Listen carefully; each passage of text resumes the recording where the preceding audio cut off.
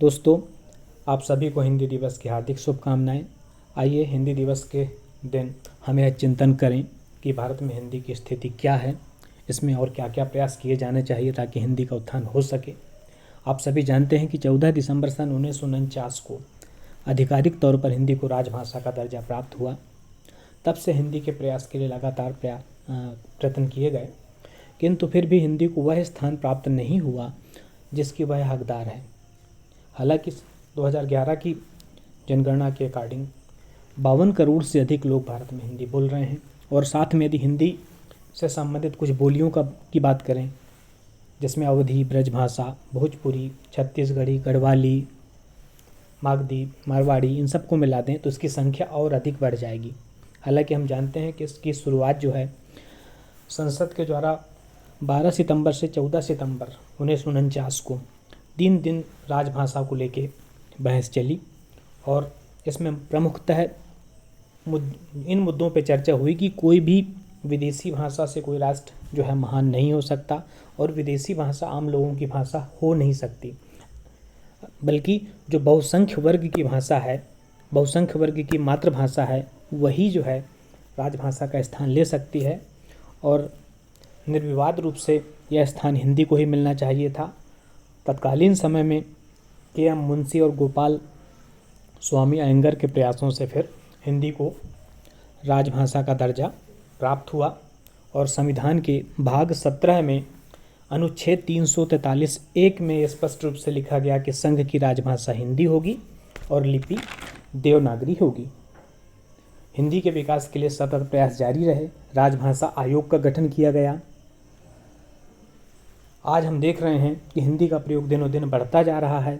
यदि हम हिंदी के पुराने साहित्य पर बात करें तो जहाँ एक ओर हमें तुलसीदास की रचनाएं, सूरदास की रचनाएं, बिहारी, केशवदास, रसखान, कबीर, फिर हम आगे बढ़ें तो पद्माकर, रत्नाकर, भारतेंदु हरिश्चंद्र, मैथिलीशरण गुप्त, दिनकर, जयशंकर प्रसाद, सुमित्रा नंदन पंत, प्रेमचंद, सूर्यकांत त्रिपाठी निराला, शिवानी, महावीर प्रसाद द्विवेदी, रामचंद्र शुक्ल, फणीश्वर नाथ रेणु, माखनलाल चतुर्वेदी, हरिशंकर परसाई, महादेवी, जगनिक, और न जाने ऐसे कितने नाम हैं जिन्होंने हिंदी के विकास के लिए कार्य किया। मध्य प्रदेश की बात करें तो मध्य प्रदेश में भी हिंदी विश्वविद्यालय स्थापित हुआ। 2015 में मध्य प्रदेश में भोपाल में विश्व हिंदी सम्मेलन भी आयोजित किया गया था। किंतु जब हम निरपेक्ष भाव से हिंदी की स्थिति देखें तो हमें थोड़ा कहीं ना कहीं कमी दिखाई देती है, क्योंकि आज भी हाई कोर्ट, सुप्रीम कोर्ट में अंग्रेजी ही का प्रयोग किया जाता है। इसी तरीके से कुछ जो हैं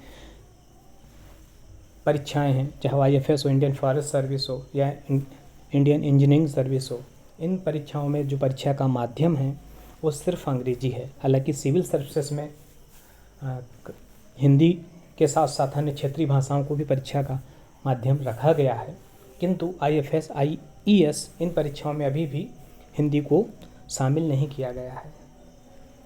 इसमें अभी भी संशय है कि काफ़ी हद तक हिंदी को जो स्थान राष्ट्र में मिलना चाहिए था वो नहीं मिल पाया है। तो हिंदी दिवस मनाने का जो उद्देश्य यही है कि इस हेतु सभी स्तरों पर प्रयास किए जाने चाहिए।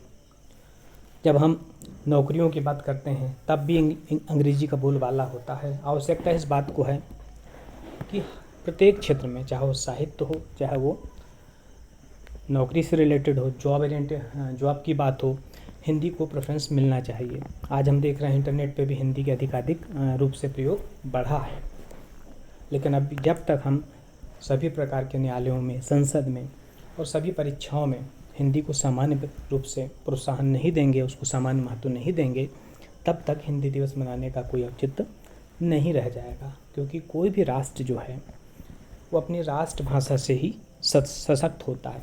तो आइए आज हम सभी प्रयास करें कि जल्दी ही हिंदी को अपनी वास्तविक जो स्थिति है, वास्तविक हकदार है हिंदी जिस चीज़ की, वो शीघ्र ही आगामी वर्षों में प्राप्त होगी।